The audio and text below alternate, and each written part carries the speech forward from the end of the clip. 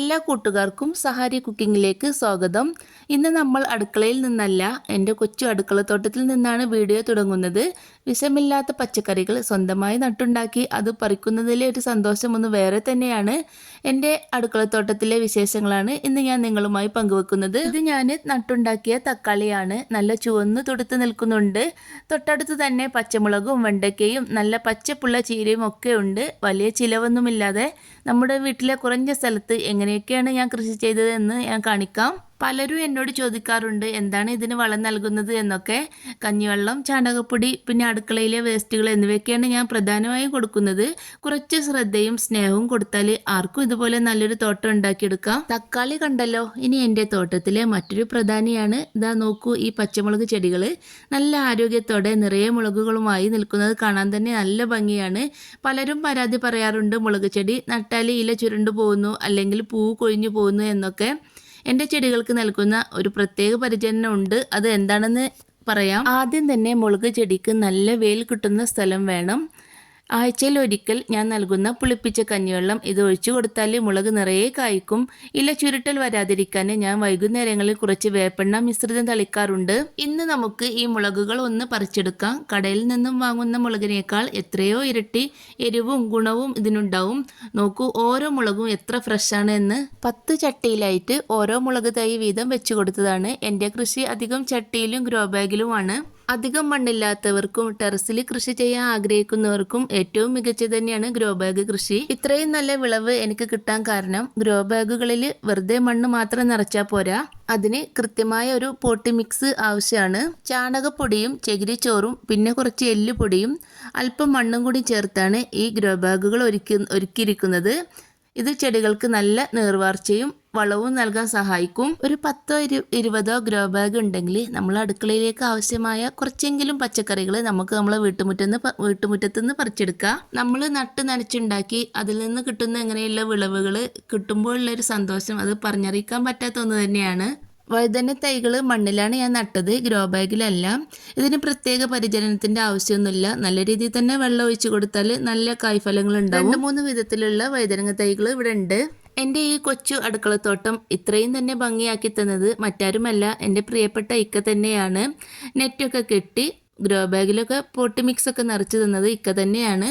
സ്നേഹത്തോടെ ഇക്ക ഒരുക്കി തന്ന ഈ അടുക്കളത്തോട്ടം ഉഷാറായി കൊണ്ടുപോകുന്നു എന്ന് മാത്രമേ ഉള്ളൂ. ഇനി അടുത്തത് എൻ്റെ പയർ കൃഷിയാണ്. ഇക്ക ഒരുക്കി തന്ന ഗ്രോ ബാഗിൽ പയർ വിത്ത് ഞാൻ നനച്ചുണ്ടാക്കിയതാണ്. പയർവള്ളിക്ക് പടരാനും വേണ്ടി ഇക്ക നെറ്റ് കെട്ടി തന്നതാണ്. പയർ തൈകൾ ഇത്രമാത്രം തന്നെ ഉള്ളൂ എങ്കിലും നല്ല പയറായതുകൊണ്ട് തന്നെ ഞങ്ങൾക്ക് അത്യാവശ്യം നല്ല കറിക്കും ഉപ്പേരിക്കും ഒക്കെ കിട്ടുന്നുണ്ട്.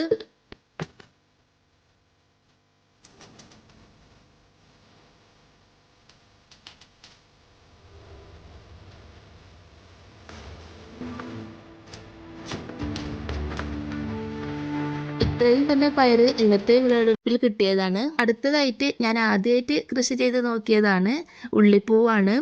ഇത് ഞാൻ ഒരു 5-6 വലിയുള്ളി മുളച്ചതുണ്ടായിരുന്നു ഇവിടെ വീട്ടിൽ.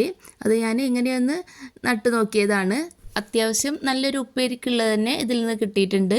ഒരു കൊച്ചു അടുക്കളത്തോട്ടം ഉണ്ടാക്കിയെടുക്കാൻ പണമോ വലിയ സ്ഥലമോ ഉള്ളതിനേക്കാൾ പ്രധാനം അത് ചെയ്യാൻ കാണിക്കുന്ന മനസ്സും അതിന് മാറ്റിവെക്കുന്ന കുറച്ച് സമയവുമാണ്. ഇക്ക തന്ന ആ വലിയ പിന്തുണയും എൻ്റെ താല്പര്യവും കൂടി ചേർന്നതാണ് എൻ്റെ ഈ കൊച്ചു അടുക്കളത്തോട്ടം.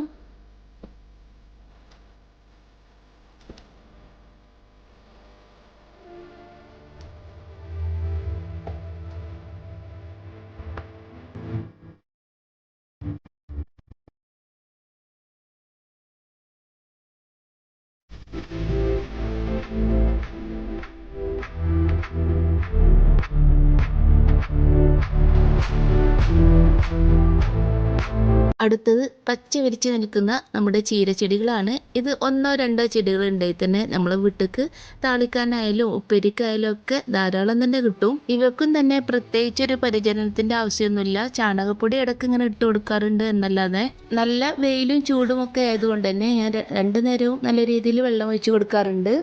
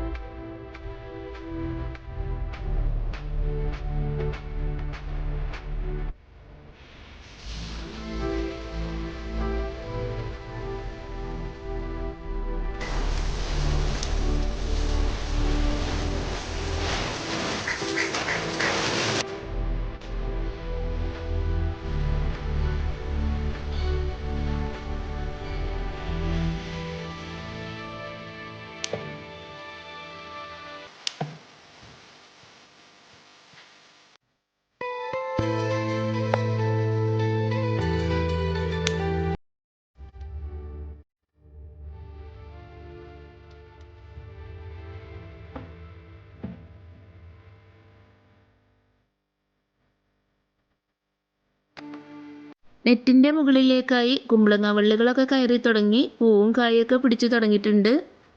കായ്കൾ കവറിട്ട് മൂടാനൊന്നും പറ്റുന്നില്ല, അത്യാവശ്യം നല്ല ഉയരത്തിലാണ്.